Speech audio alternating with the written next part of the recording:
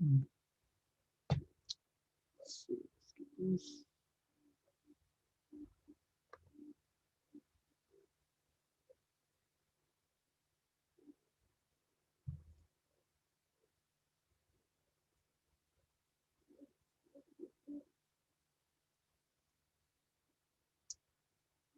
Right. We are doing try hack means admin of cyber.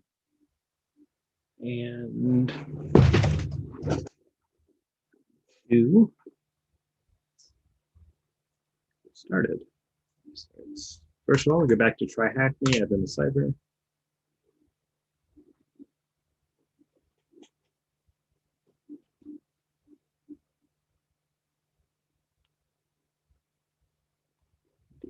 Scroll down. We are doing more networking.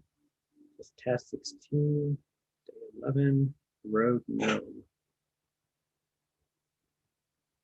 This and forth if I was in the Nmap course, day 8. Yep. Looks like swing exploit worked.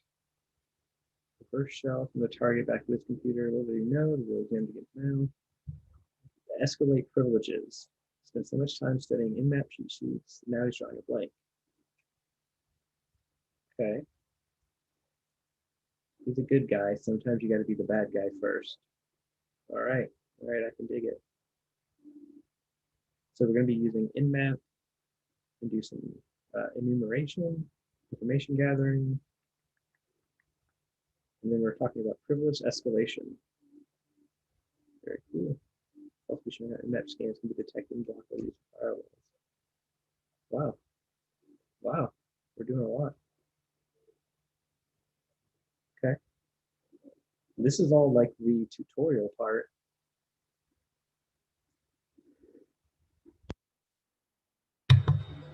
Oh man, that was a sneeze there. Didn't happen. And then we'd finally get down to the challenge. Okay. So first, I guess we got to deploy our machine. Should have done that. We would log in. Deploy. And then we're not connected, so we got to connect our OpenVPN.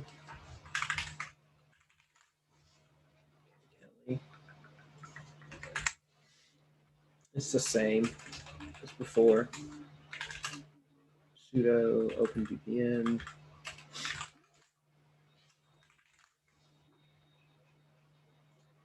Let's go back and reload the page to make sure.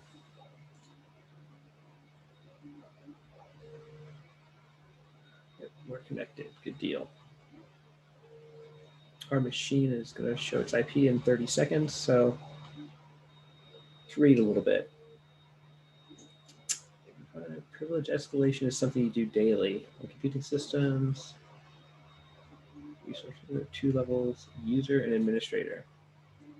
Absolutely. So this prompt that you get all the time, like if you think about what you want a computer user to be able to do,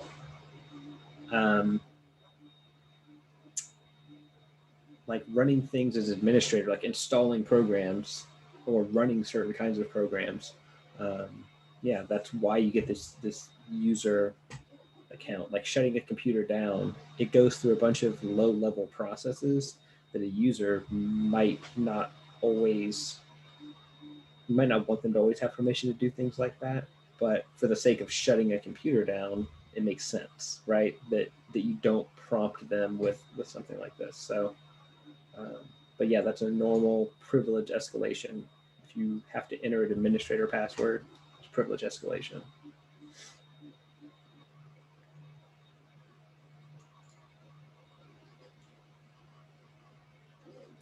Okay. So I talk about this pretty regularly with folks. It's sometimes not like, it's not just about the privilege of the software that you're using, or I'm sorry, I guess I should say the operating system. It's about a privilege in the process. So this concept of horizontal privilege escalation, or even downward like escalation, that might seem kind of weird, but if you think about it from like a bank's perspective, the IT administrator should not necessarily be able to initiate a request to wire money to some, foreign nation, right? So, in that instance, the process, or the when I say the process, I mean like the overall system that you're operating in a bank's environment. It might make more sense to not be an IT administrator, even though that's your initial point of entry. It might make more sense for you to become a person from HR, or a person from, the financial accounting department or something.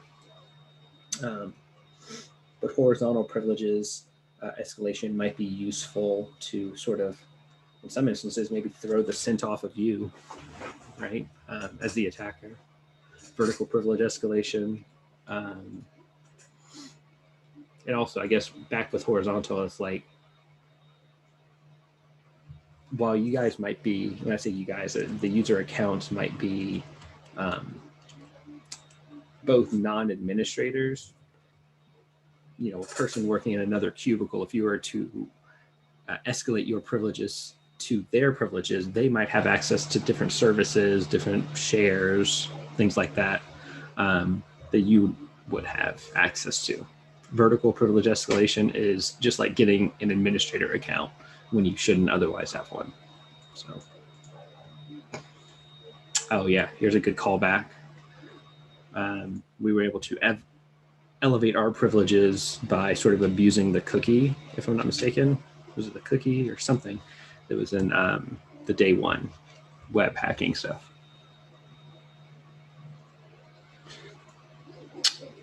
Instability.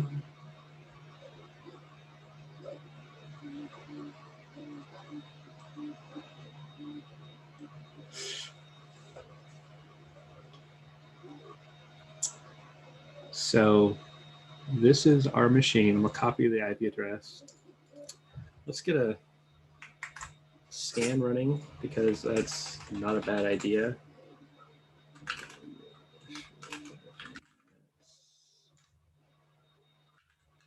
I'm just deleting out the old in maps.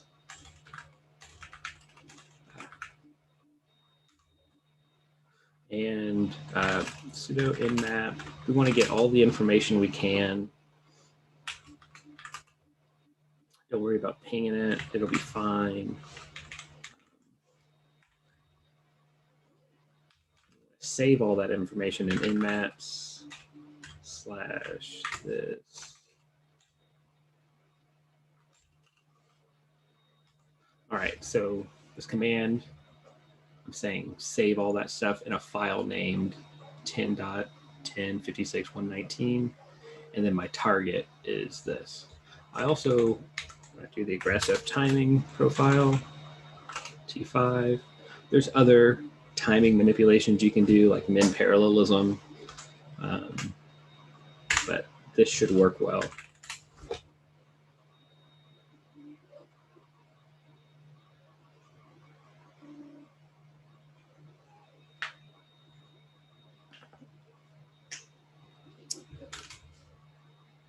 So while that's running, I saw something. It's using this program, DBWA, and we're going to be using probably command injection. I imagine this is the thing they're going to show us.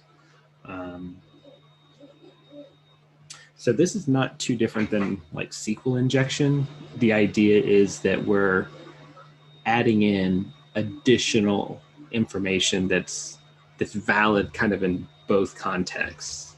The context of the website, it just cares that you put in some information. In this instance, it looks like an IP address. And let me scroll back down. Where was that? Oh, and they made a good point about reinforcing the breach, right? So we're doing something that is kind of shady, and so you can expect there to be some sort of like, I don't know, instabilities introduced. Like they're talking about Eternal Blue and how it does like memory grooming and like a bunch of memory manipulation, which might make the computer crash. We might do the same thing here, right? And so when they're talking about reinforcing the breach, that kind of means before you attack it, you need to have a plan for how you're going to maintain or persist. Persistence is kind of what they're going on with to an extent in this. So stability and persistence are kind of hand in hand, or they go hand in hand.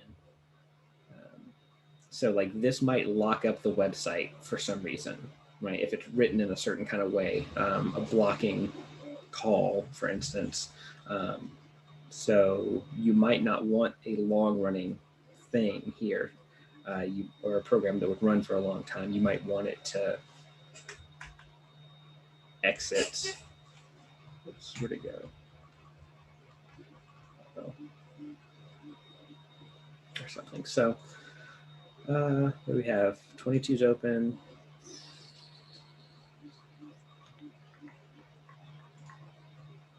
We didn't get anything though. 22.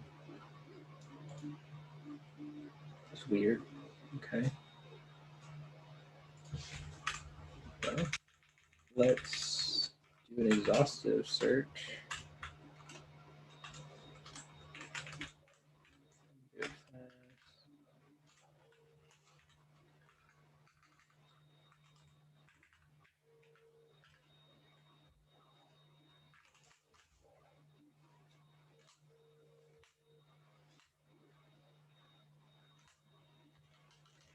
So I guess I'll let that run for a bit.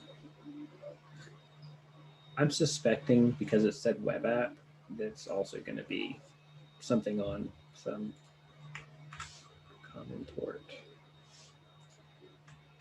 Ooh.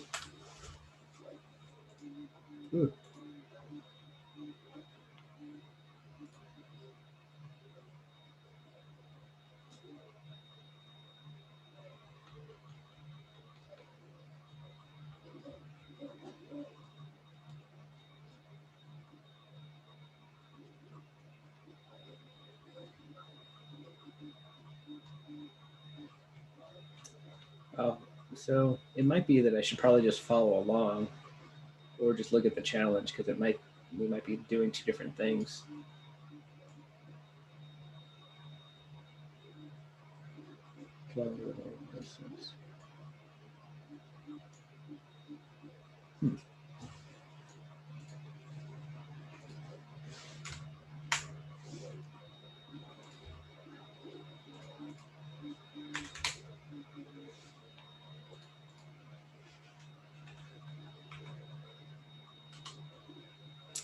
Am I getting redirected?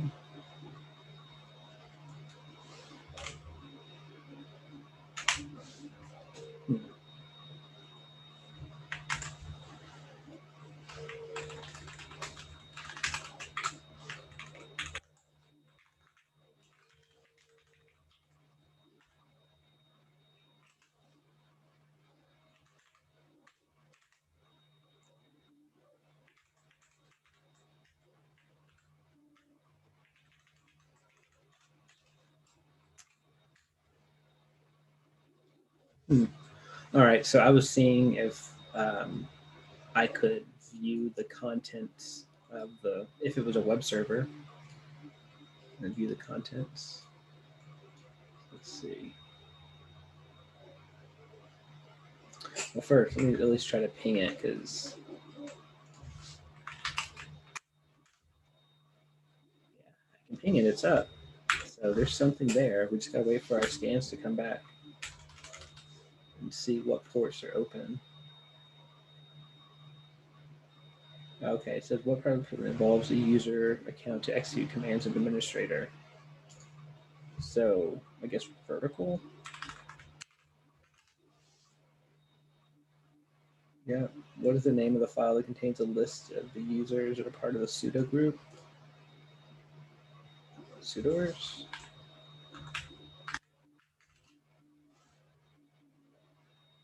They told us that?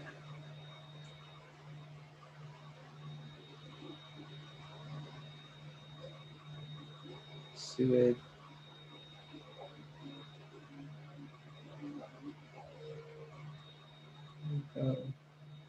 Oh, okay. So you thought it stopped it in that. We're just getting started. Okay, make sure the command to search for console machine. Backup. Prove that's checklist. All right, so I should probably, and I think I noticed something down here too, where it said SSH.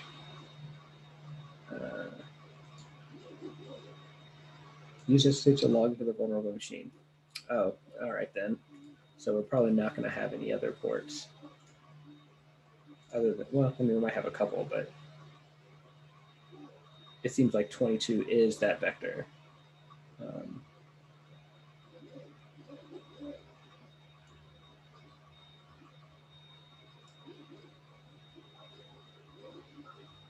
Okay, so they give us a username, cmnatic at RIP, and the password is AOC 2020.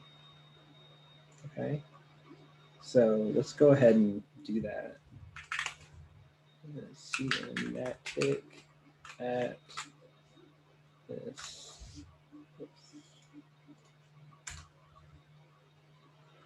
Yes, and so this is just part of it. It's like the first time you connect to something, it prompts you AOC 2020.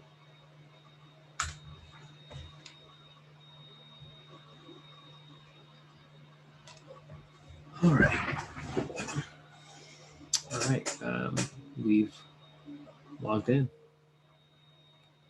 Enumerate the machine for executables that had the suid permission set. Oh, okay. So, man, that's why this is a long thing. All right. So, suid, I think it stands for set user ID. And it is a way on a Linux machine to sort of give someone administrator rights for a specific program. And what this screenshot you're looking at right here, it kind of shows you the Linux file permissions. Here, let's do this.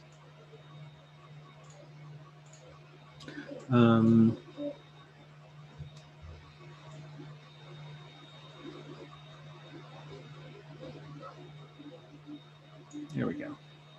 All right, so now I have them truly side by side.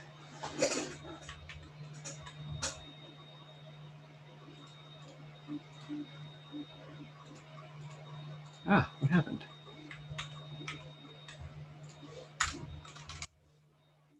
I think I can cancel that.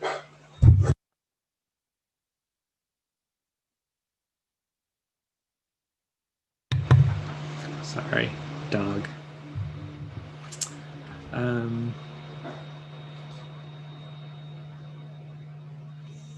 Oh, where was I going with that?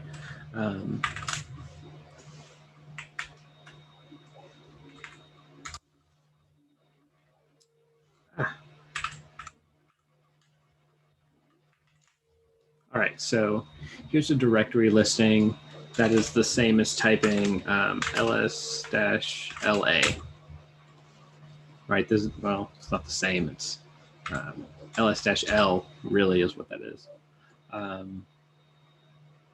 So it shows me a couple columns here. I think they break it down for you. Like column A is what they have called out right here. This is the actual permission itself. And it just kind of like file descriptors. So there's D that's right here. That indicates that it's a directory. You'll notice these things are files. We downloaded that AOC pcaps, and we had downloaded that backup.sh. These are like files we can look at. Backup.sh.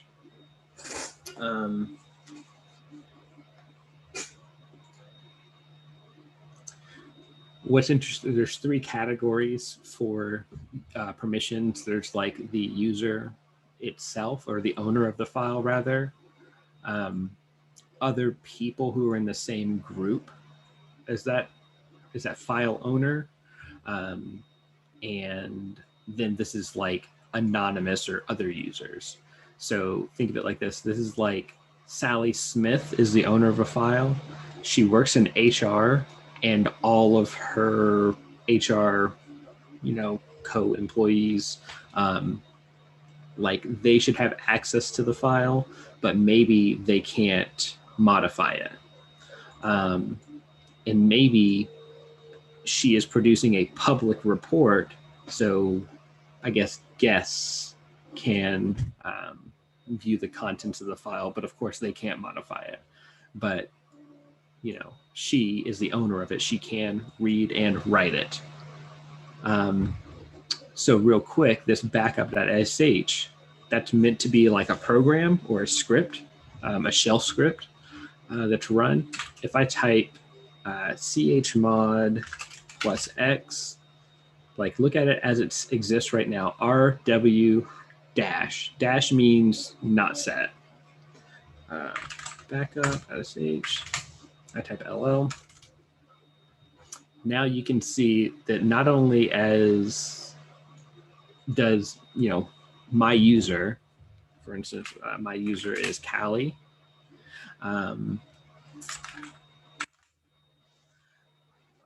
My user can read, write, and execute this script. And people who are like me have the ability to read the script and execute it. When I say people are like me, people are in my same groups. These are the groups that my user is a part of. And then finally, this is for everyone else. If you're not in this group, these are the things you can do. Another thing you'll commonly see is this, the octal notation, I believe. So rather than saying plus X, what happened was I typed plus X, so it added an X in each one of those slots. X, X, X, okay? But I can type chmod 755, and that gives you the ability to give more granular permissions if you know this octal notation. I say it's octal notation. It doesn't go above, it's like 0 to 7, so it's base 8, I guess. So what is this going to do for me? It's going to give me read, write, and execute. I should have read and execute again. Let's do 744, so you'll see it drop down. I think that's right. Oh.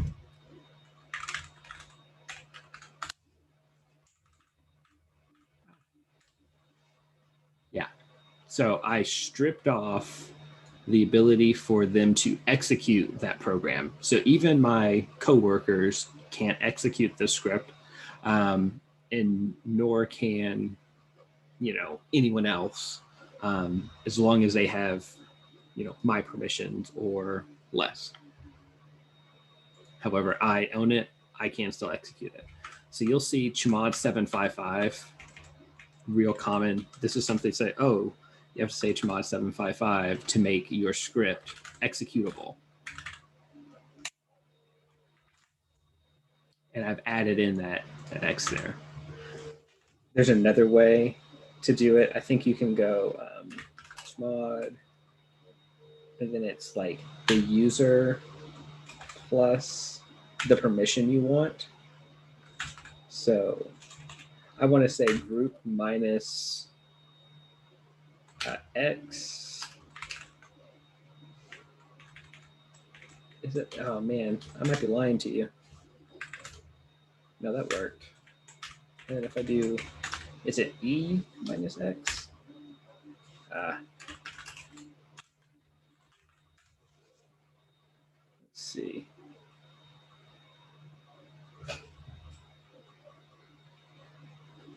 Others. Oh. Not everyone is others. Others minus X. Yeah, so I stripped it off again. So this is a little easier because like you actually see what's going on. So I want to make sure that I want to take execute off. I want to add it back for my script. Yeah. And say I wanted to not let anyone else read stuff. So I can go, and this is just easier for me. Chmod 700 back up. Right? So no one else can read that, with the exception of root. The root user will always be able to read that. So I don't have another user to demonstrate that, but that's kind of where they're going with this. So privileges are super easy to misconfigure. It's really it's kind of like the one of the most common vectors in hacking. It's just understanding how permissions, what I have access to from this particular vantage point. That's what it comes down to a lot of times. So they're talking about the owner of the file. Oh, okay. So we've been running sudo a lot. That's kind of like run as sudo. Stands for or well, oh gosh, I don't have the root password.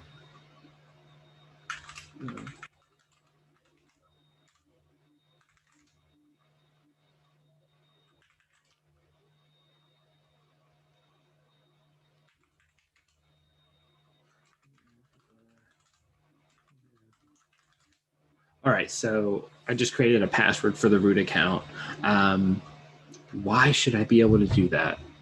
Right? Because I have sudo, I'm able to elevate my privileges through a legitimate process because supposedly people trust me to do that.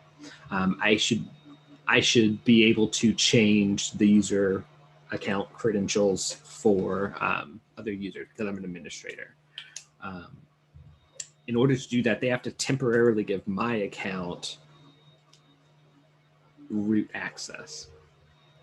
And other programs, without, like, there's a way to not require someone to execute it as root or to run like sudo.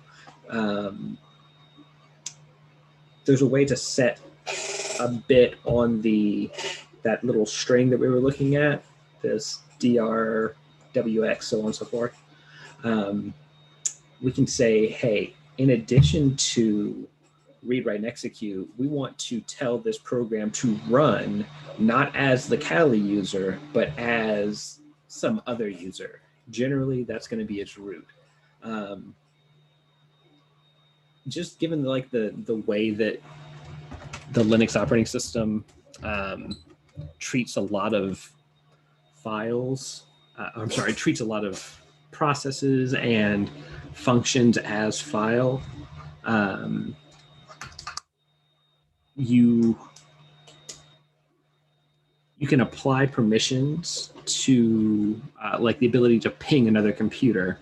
That actually requires root permissions. You wouldn't think that that's a very risky thing to do, but it has to manipulate hardware at a very low level, and well, not a very low level, but at a lower level than a typical user has access to. And it's good to be able to restrict the ways in which a normal user account can manipulate that hardware, because it might allow them to, like, I don't know, read arbitrary pieces of memory. If you have multiple people logged into the same server, maybe they're then able to like snoop on their session or something. So anyway, we're like diverging, getting way off track here. So what are we supposed to be doing? Finding the set UID. Okay. The CP command. Okay, so you're copying bytes from one area to another area on the hard drive, on the disk. that's a low-level operation. It should respect the permissions, but in order to inspect some of those permissions, you might have to have root permissions, right? If I'm trying to copy from a folder that I've said everyone can have access to, or not a folder, I'm sorry, a file that everyone can have access to some other directory, and you're not me, and you're trying to invoke this, you need to be root to view the permissions to know whether or not you can copy them. So let's get down here to our challenge and see where it's taken us. Enumerate the machine for executables that have the suited permission set. Okay, so there's a find dash perm equals plus S.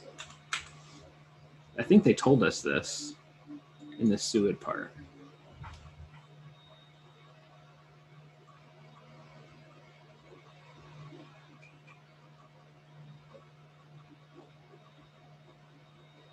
Oh, dash US.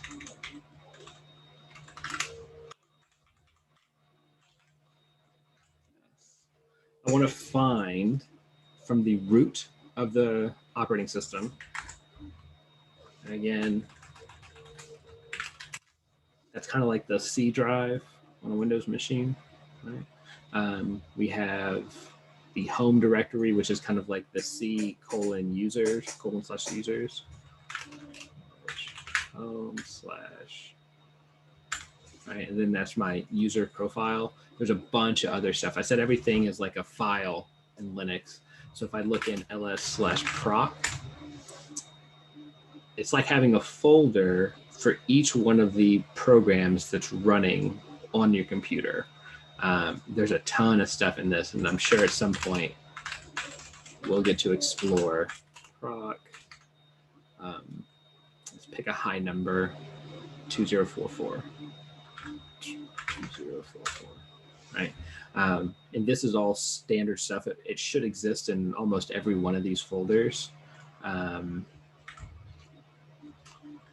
Like, I think exe is an interesting one because it's the actual copy of the program that's running. So you can use that from like a forensic standpoint to actually get the program.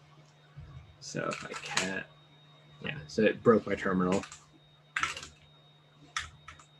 I think there's command line. So I can find out what actually invoked this program, give me a good indicator of like what the program is.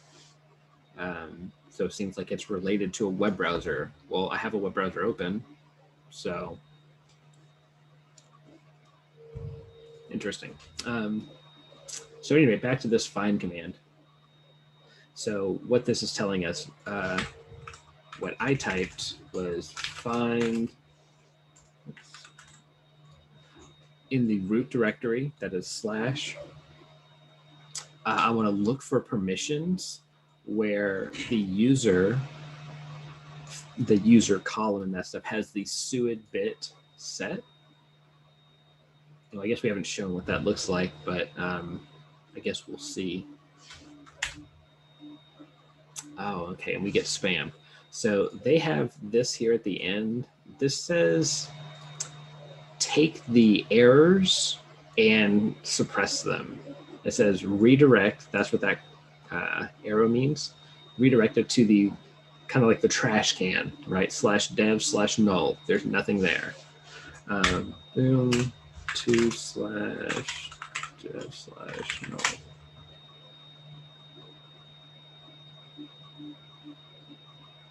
All right, we didn't find anything.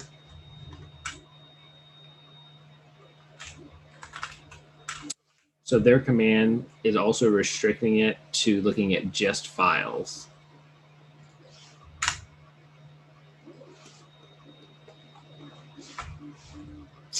Oh, and I think they're negating. Here, let me just copy their whole command like that.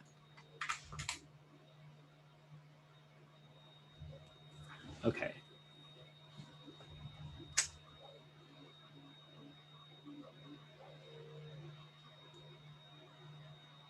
So these are all of the, and I'm also on my Kali machine. I'm not on my target machine. So these are all of the programs that have the sudo bit set. So again, sudo, I'm saying I want to run a program as the highest level of permissions I can on this machine.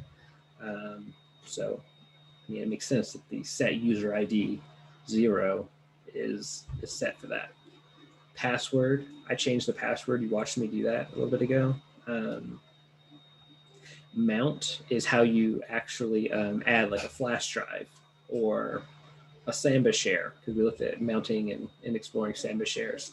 You mount things to the file system, kind of like adding them into that slash somewhere. Oh, they're showing you mount NFS and mount CIFS. The Common Internet File System or whatever is the Samba. That is the old name for server message block. And I think it came back a little bit, so that's why you're still seeing it.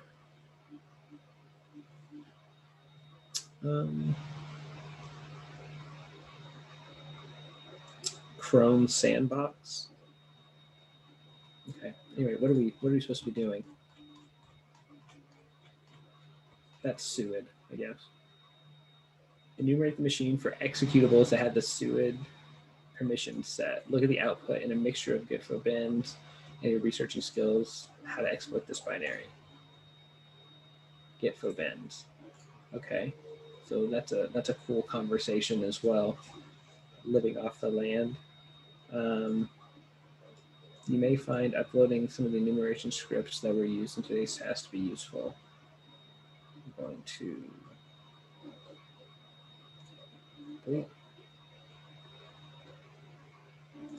uploading some of the enumeration scripts that were used. Oh, okay.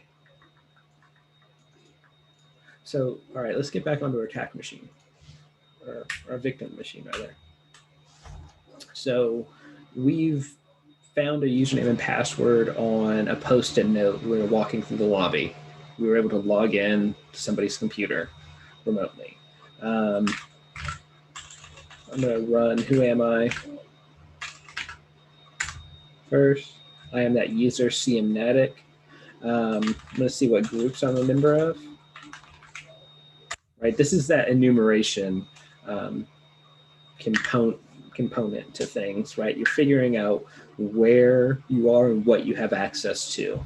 This notion of living off the land is very much, what do you have access to? People always say this concept of thinking outside of the box. This is kind of thinking inside of the box. What's in this box with me that I can use to get outside of the box, I guess. So let's see. I paste this command, copy and paste. They gave it to me.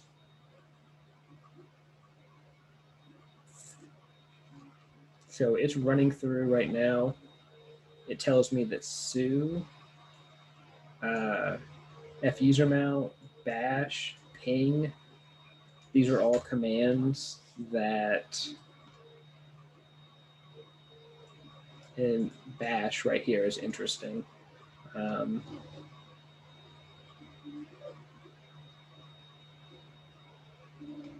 These are all commands that are like by default run as root, like they execute as root. They have a bunch of snaps. Snap confine, new bitmap at sudo. I can change shell. So bash.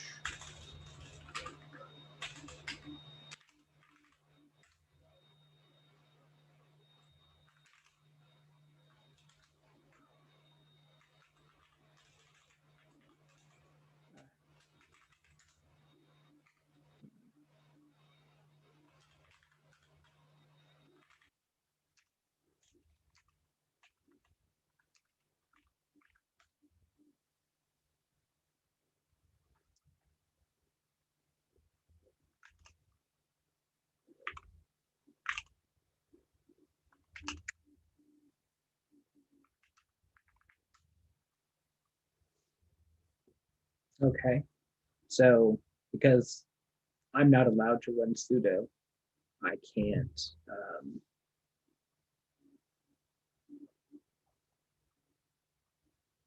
I'm not allowed to run sudo, so I can't elevate my privileges through the appropriate way. So, like, I guess the exercise here is we really are hacking this thing.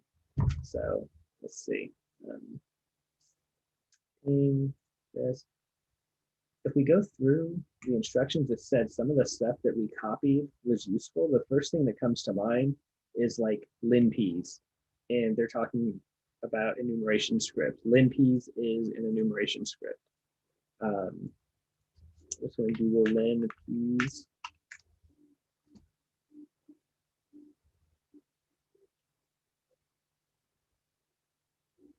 Um,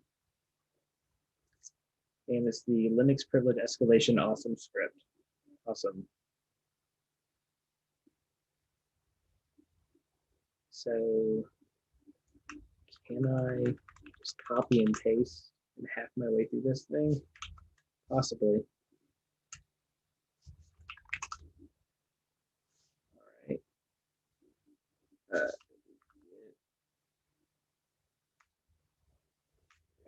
So not exactly. So let's do this. Let's change our command.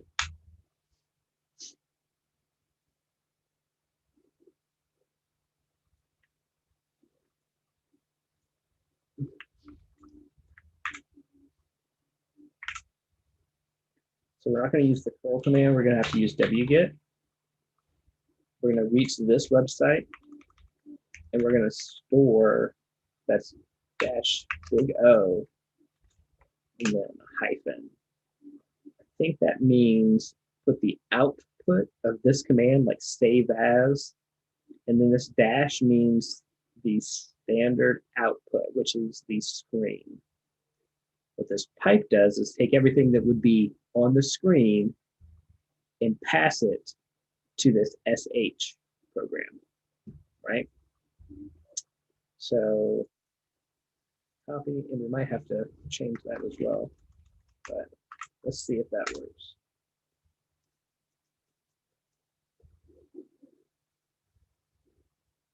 Yeah.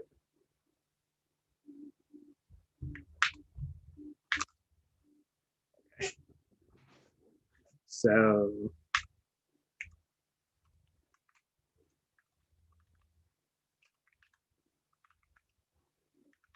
I'm actually going to download a local copy of it onto my attacking machine. Oops.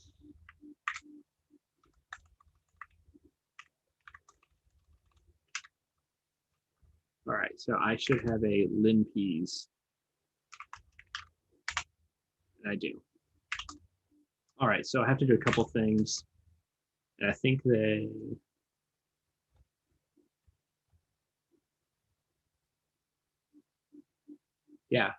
walk you through what we're going to do. We're going to set up a web server.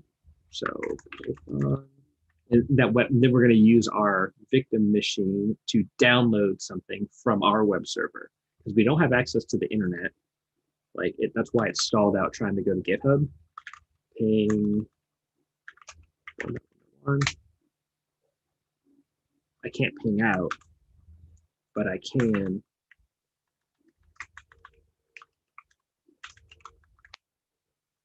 Probably can. I don't know that I can. Let's see. Let's verify. Copy.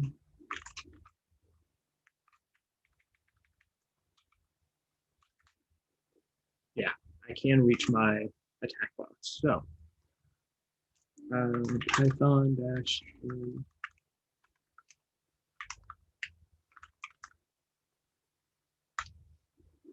All right, so now there's a web server running on my computer. It's the 8080. What? Oh, 8,000. All right. Oh, that's exactly what they're showing you. I remember seeing that screenshot. Boom. Right here. Yep, that's it. So, and then we're going to use wget to download it. Absolutely. All right. Wget HTTP. My IP is what? 10.2.4.29:80 / and then I have to give it my linkeys. I can copy link location.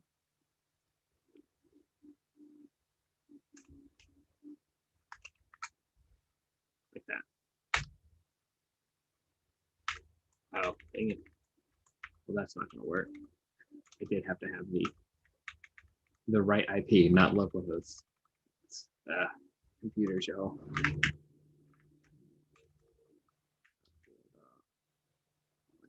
Here. It's downloading.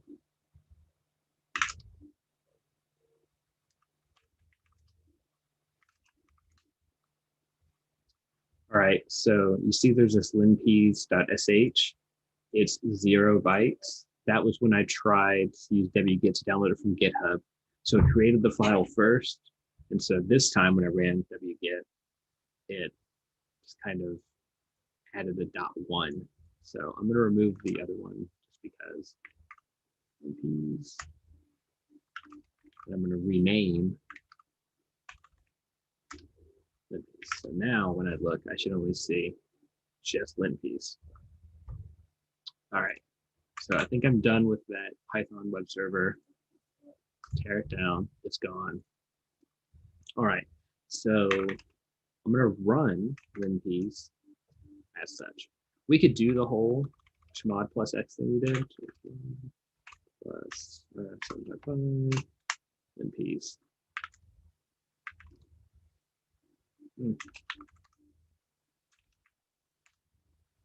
So now you can see that it's executable, whereas up here it wasn't. A lot of times I actually just like to type bash. I don't mind to do that. So, oh man, we missed some cool ASCII art. Ah, man, this thing is spamming us with information. So, caching writable folders. And all right, so the way this tool works, this script is all about privilege escalation. It's in the name.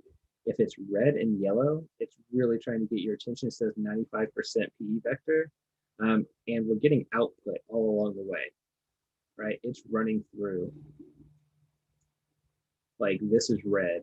That means that you must take a look at it. Light blue, users with a console. Green, just common stuff, just maybe good information. So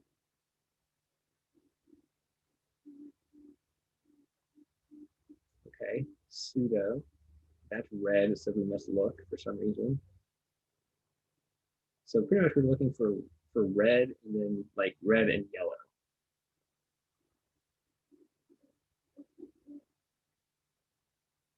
So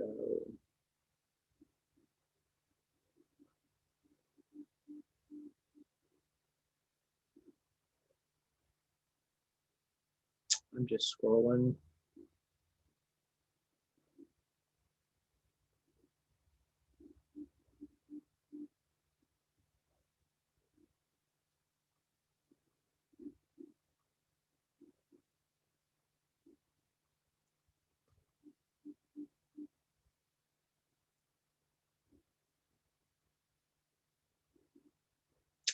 So I don't know how long this will take on this machine, but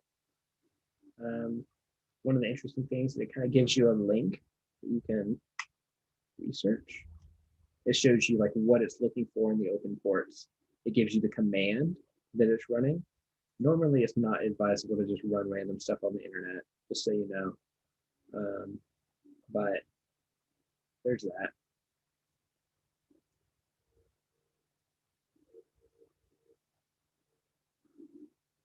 So let's go back to our, shoot. I was going to say the manual enumeration.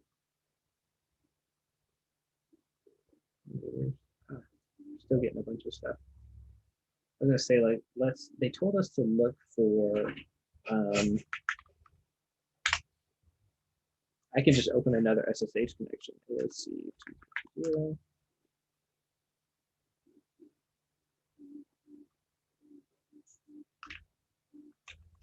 So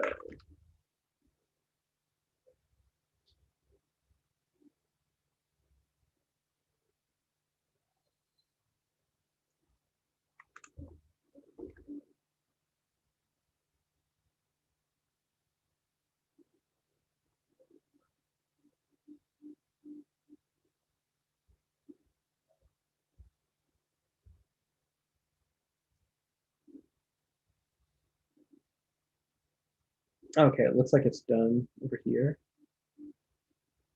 So we can scroll up.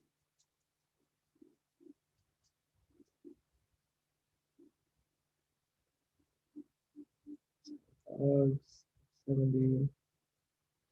And then interesting writable files.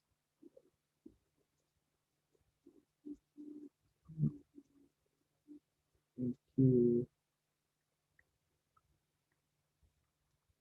our challenging. What did it say to do?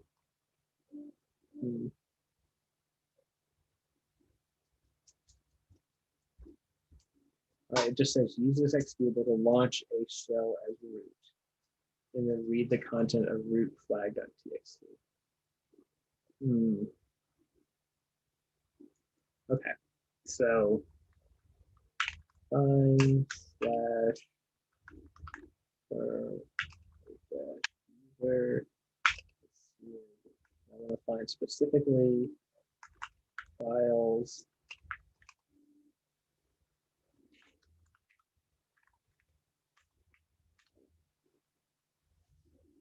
So this is what we ran the first time. There's the @ command, which is used to like schedule a job at a certain time. The ping. Oh, we didn't look at Git events. Okay, so it was gtfo things.org. .com.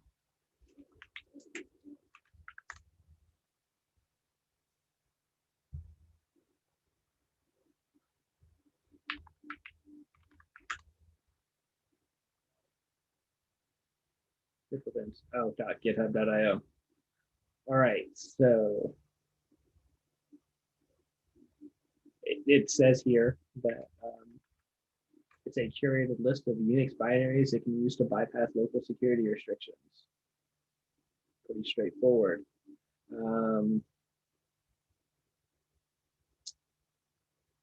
So yeah, you use these to break out restricted shells.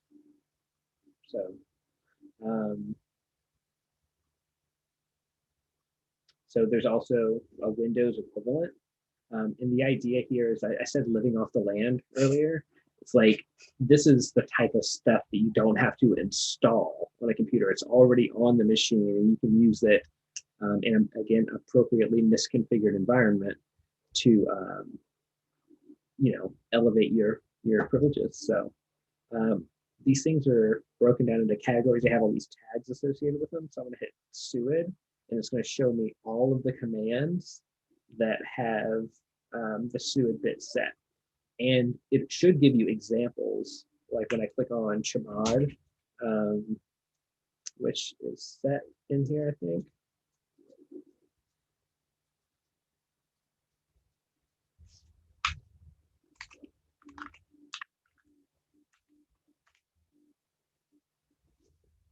No, it's not. Okay. Anyway, it should give me examples like chmod, how I can use chmod to break stuff.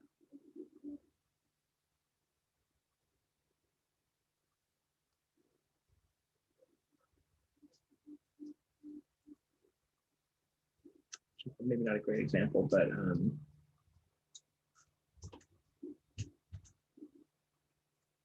what is it saying?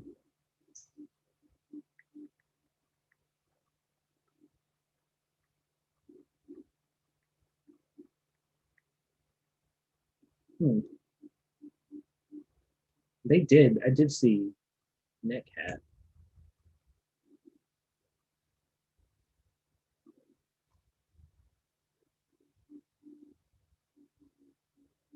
Why?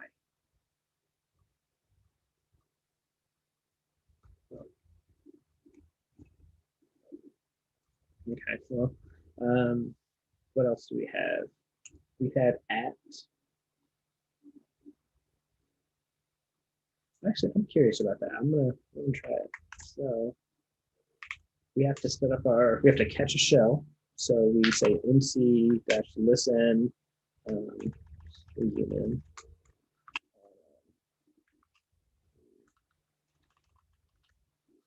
Softwares. And the trick that we used the other day to throw a shell was using all bash by manipulating part of that file system. We did, I think it was slash dev slash TCP slash IP address slash port, and we redirected a bunch of things. So let's see. Oh, yeah, there it is right here. So I'm going to copy and stage this. Copy my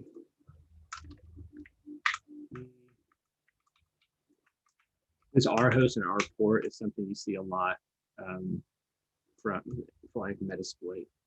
I think it's just kind of lifted style from them. I think.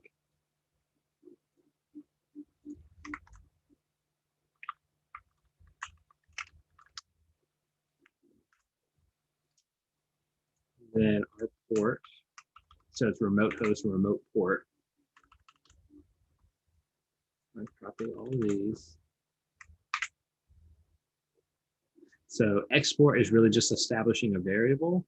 So export, then now there's a variable and it's assigned 10.2.4. There's an R port variable, it's assigned 4444.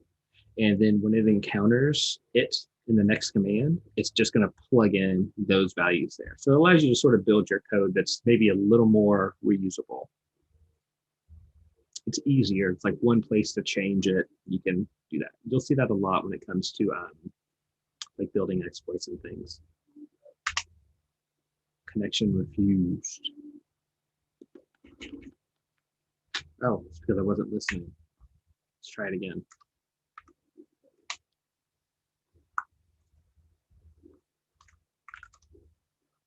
I'm still CMNetic, right? It's still executing over here. It's waiting for this program to finish running.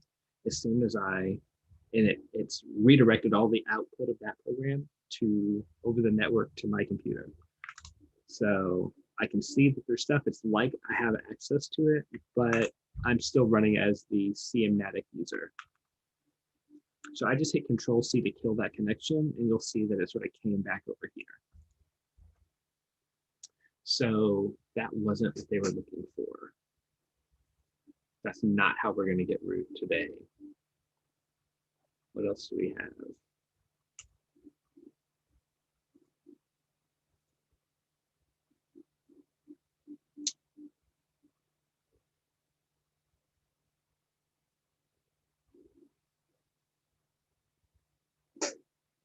Ping dash suit.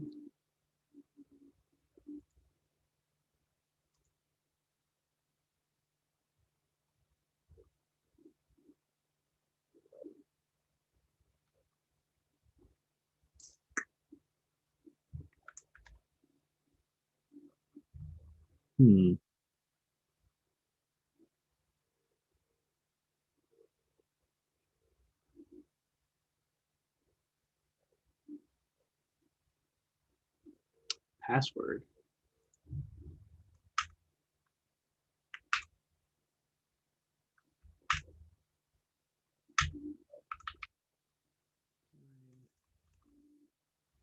And I want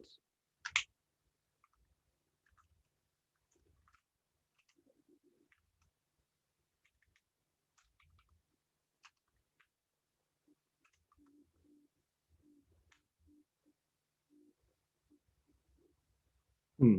All right. So what I did there was I passed that command to xargs, which basically says run this command, passing in whatever you would have seen on the screen line by line, and then sort of putting it right in between that as like a variable placeholder. So I'm looking to sort of like inspect additional information. I guess the find command could probably show me this, but I don't know. I don't know. Maybe it does. Um,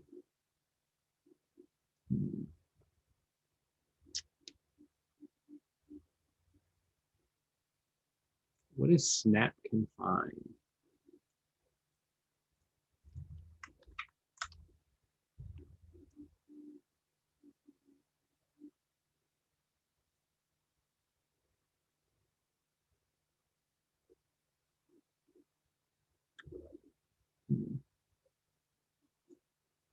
Still looking. The at PK exec.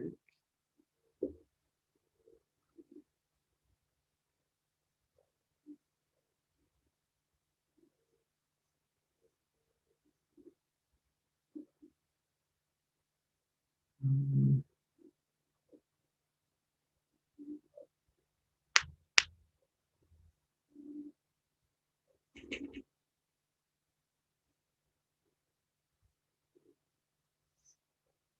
I don't know.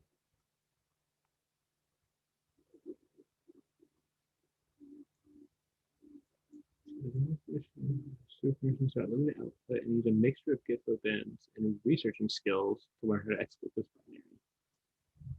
binary. Oh, a mixture. Okay. So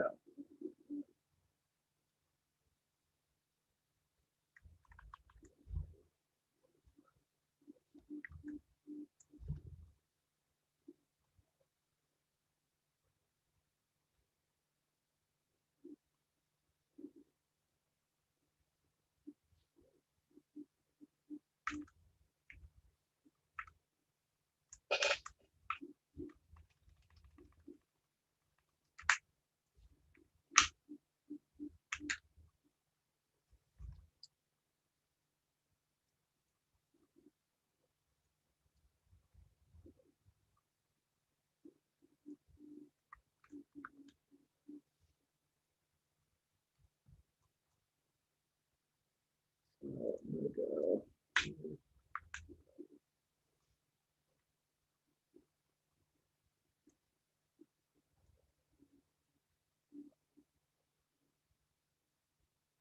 So this is the part I'm missing. I don't think the snap has anything to do with it.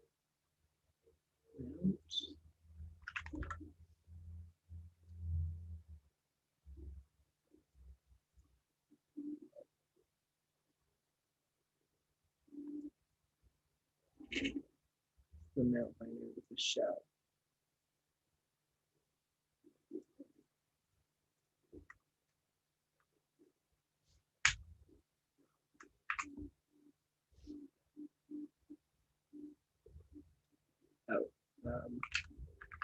Oh, so not pseudo. Let's see.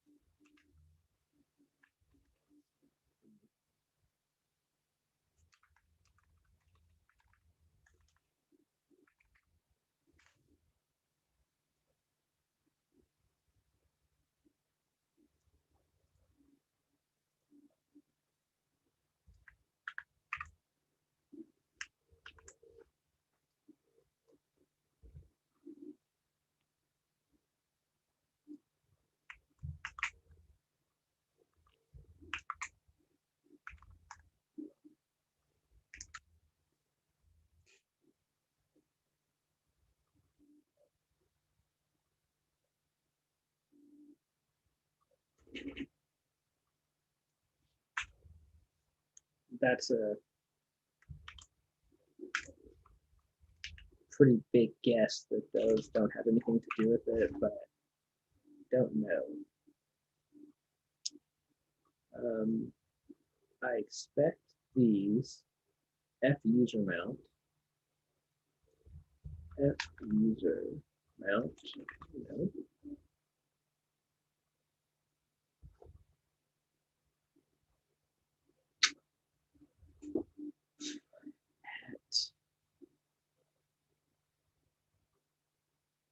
So let's just kind of explore all of these as we can. So if we looked at bash, we looked at mount, look at this.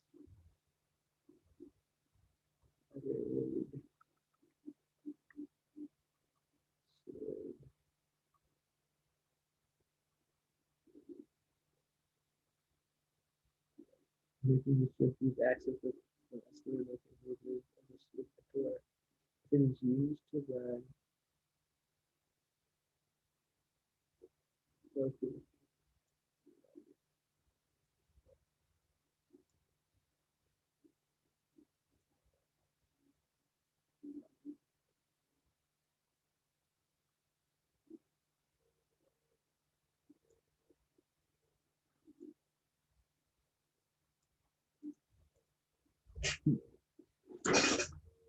to maintain elevator privileges interact with existing seed binary.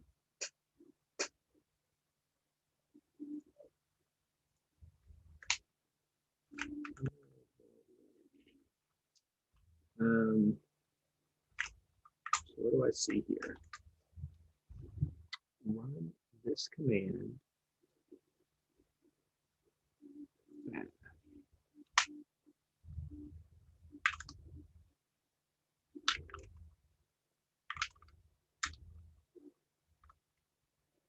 Activity selected. Okay.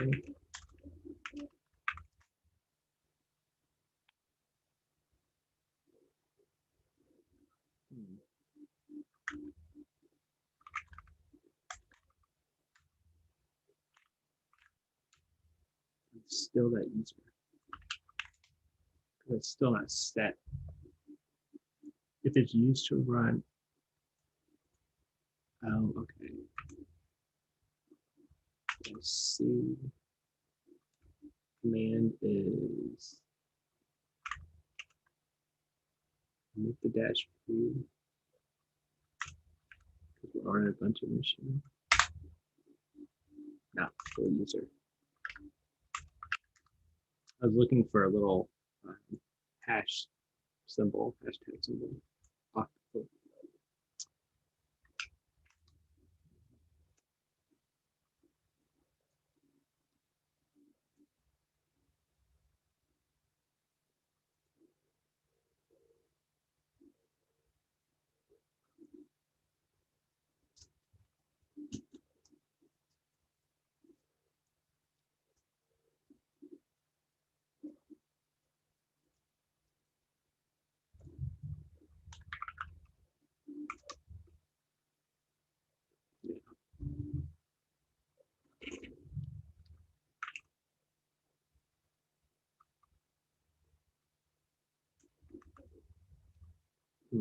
There.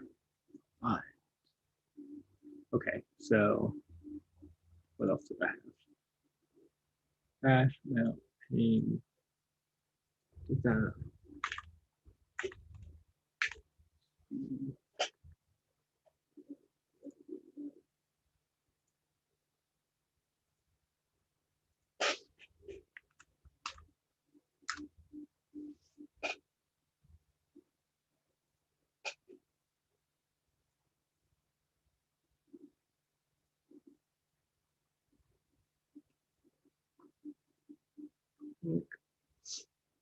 Email at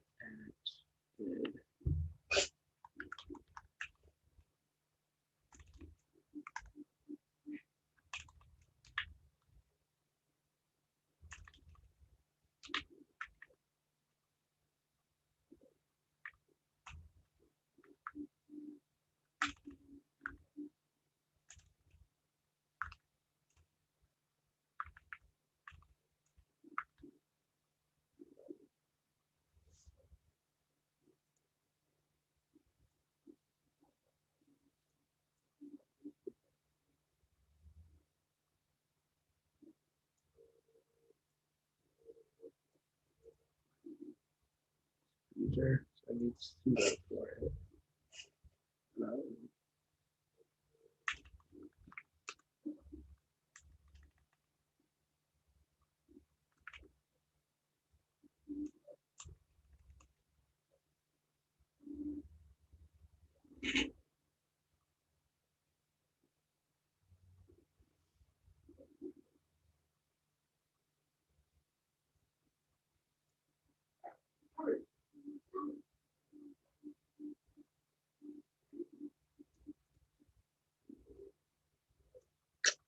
Well, I wonder,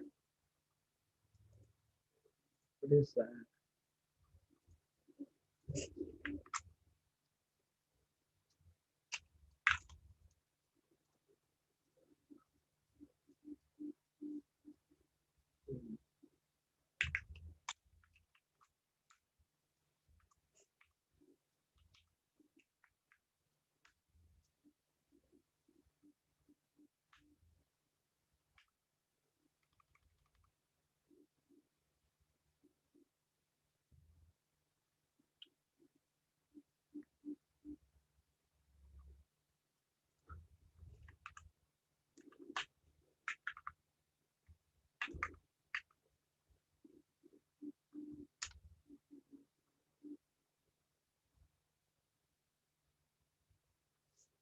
Okay, so it's maybe step isn't there.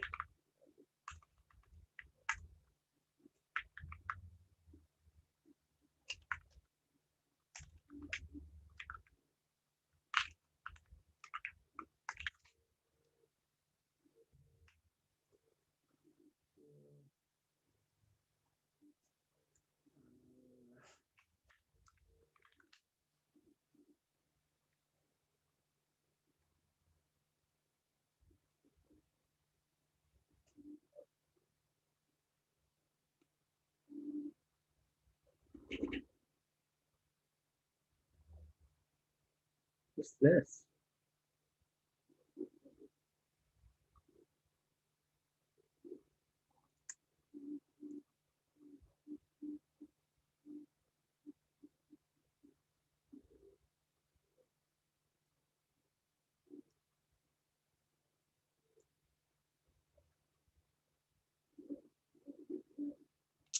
Okay.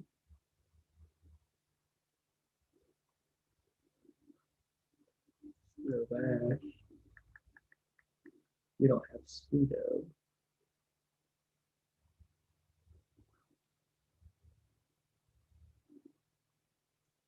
Oh, the find command. I forget about that all the time. Okay, let's look. That wasn't in our list of pseudos. So.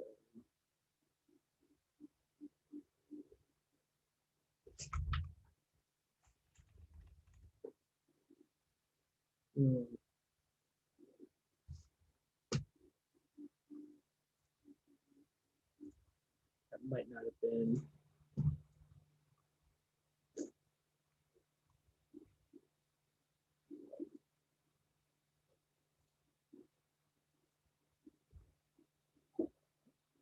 Try uploading some of the enumeration script. Useful. What other scripts do they show? Mini num.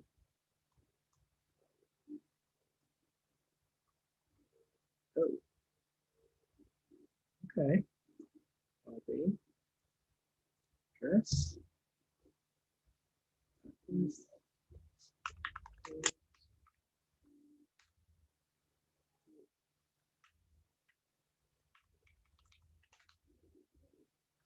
All right, so let's try that other enumeration script. There was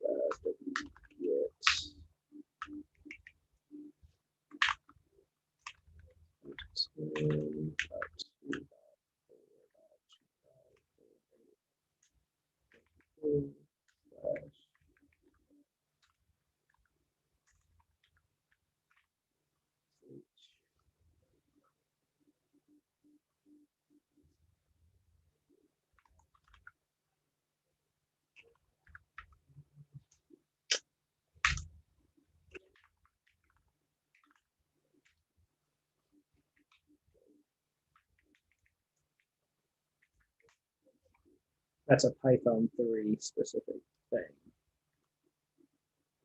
Downloaded / lin, capital L lin.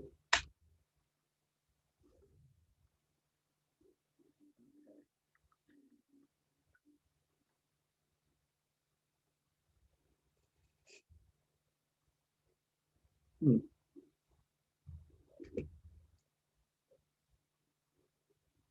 Here, I'm gonna. I can't do that.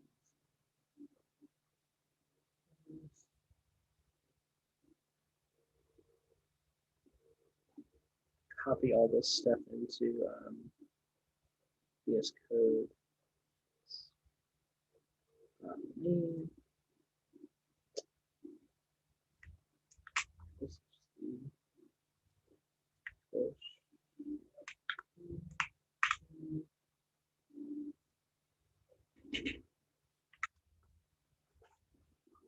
All right.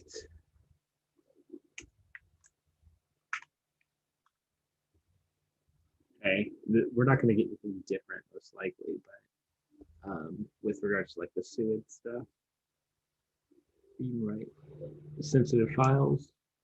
We can read shadow, of course. We have netcat. We have curl. We get. Is there a pseudo exploit? The other one came up with a version number.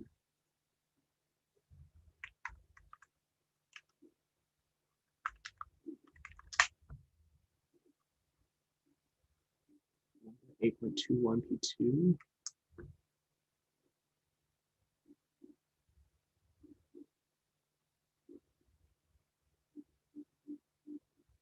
I don't think they're asking us to.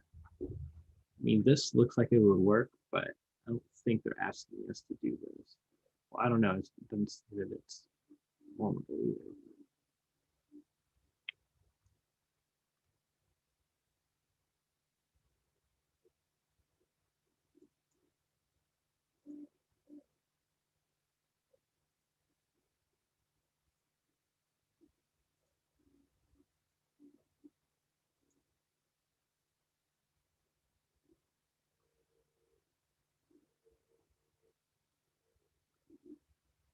Ah,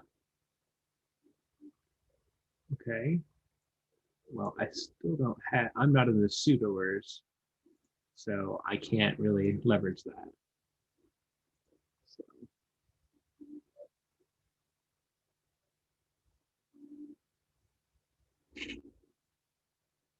Root owns this /bin/bash. Did I not try that?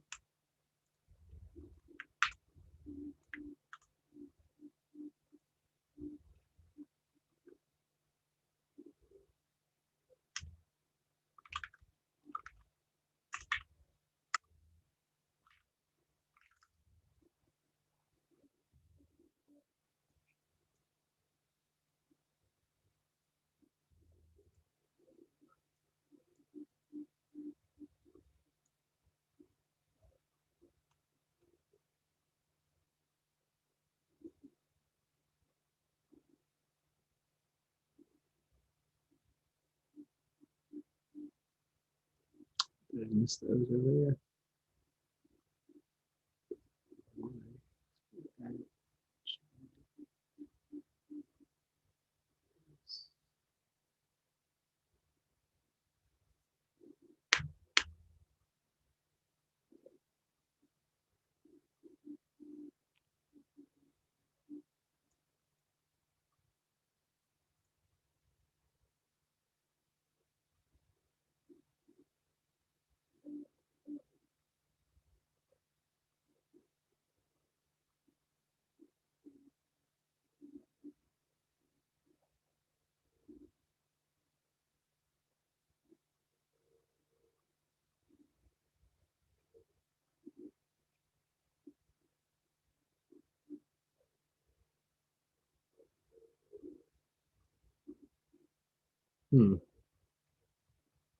And all right, well.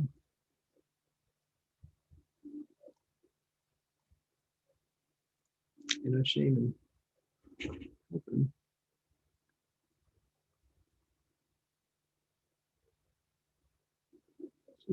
We did this. Oh man, I must be looking right at it. I hate that. I hate that so much. Shell as root. So let's go back and look. Bash set steward. Why that happen?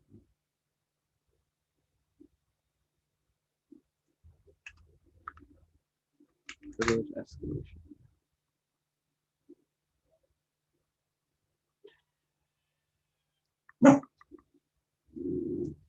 Yeah. All right, dogs.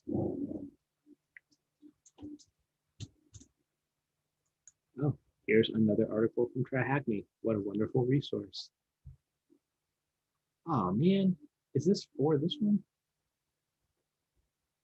No, it doesn't look like it. Taking advantage of steward files.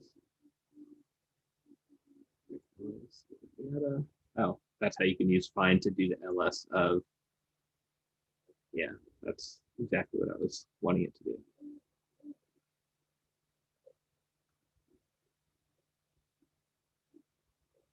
Find to exec finds. Ah, if you're making the option to run a command in the user want to run /bin back.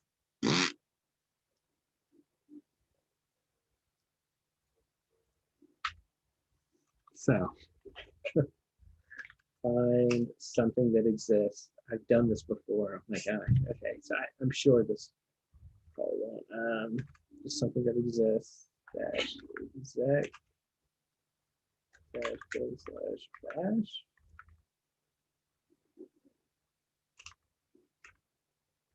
What am I gonna do? No, that didn't work.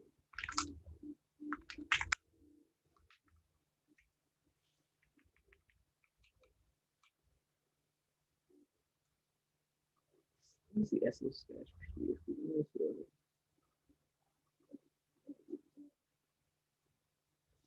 So let's do this. Oh,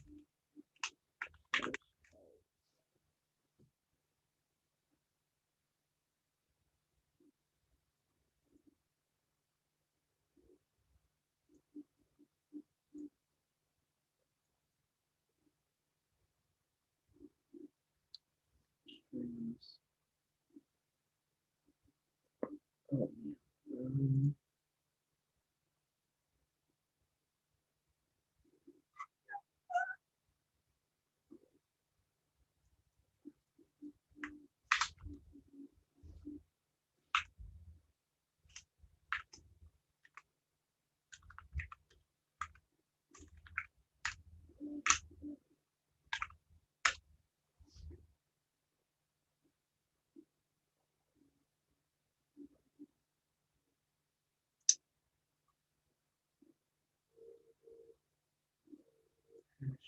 I have television. I guess I just can't see it. Oh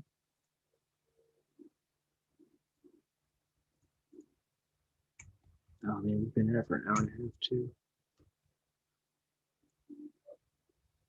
Check this out.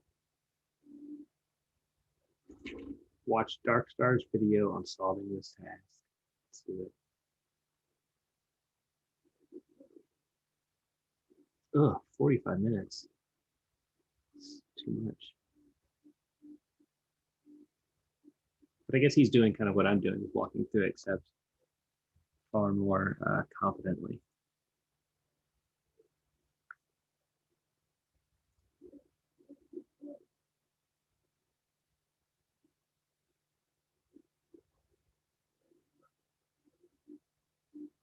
Oh, yeah.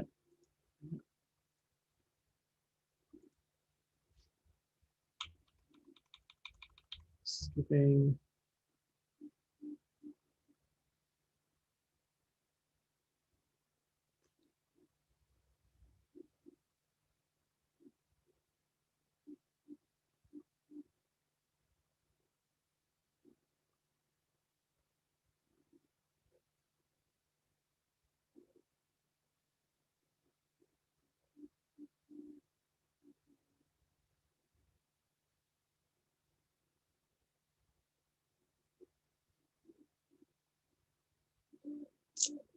So,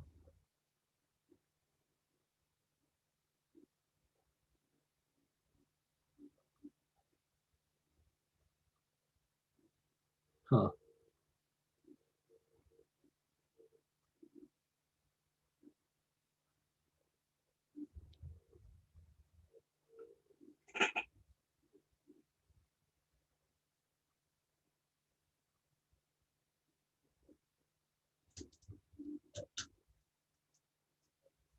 What? Did I miss the dash P? Ah, dang it. All right. Actually, I'm going to do that. Just dash computers, y'all. That's it. How do I?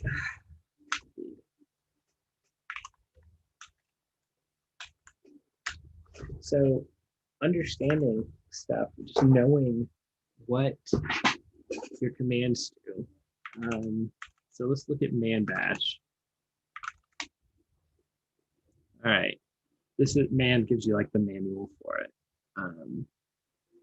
Dash P probably has something to do with like preserve permissions.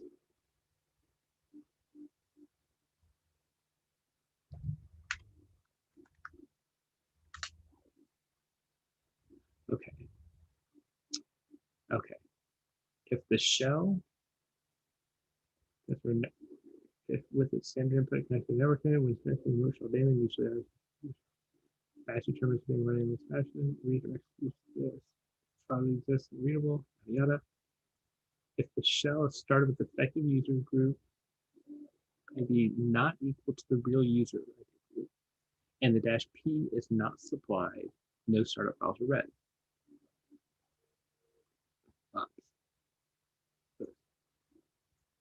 If the dash P option supplied an indication, the startup behavior is the same, but effective user ID is not reset because the effective user ID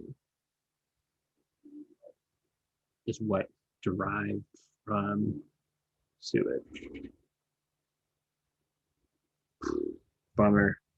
We spent a long time doing that for it to be bash -p, right? So again, I'm looking at it and seeing this $ means like normal user a lot of times, and this £sign means root. So who am I? Root. Well, um, that's just research, y'all. That's learning about systems, understanding. Now we know. If you ever see a bash with Seward set, that's a problem. So we have to read something out of cat flag. Oops. cat/root flag. What's our flag? Dang it. All right. Well, sorry I took you on such a long ride, and then we cheated and watched the video at the end. So I recommend watching the videos.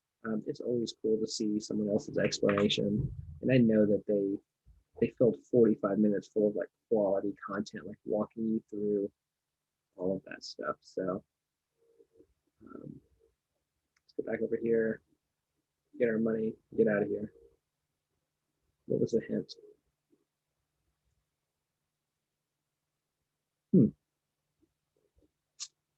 Okay.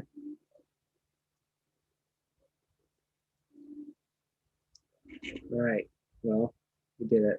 Thanks for hanging out. We'll see you guys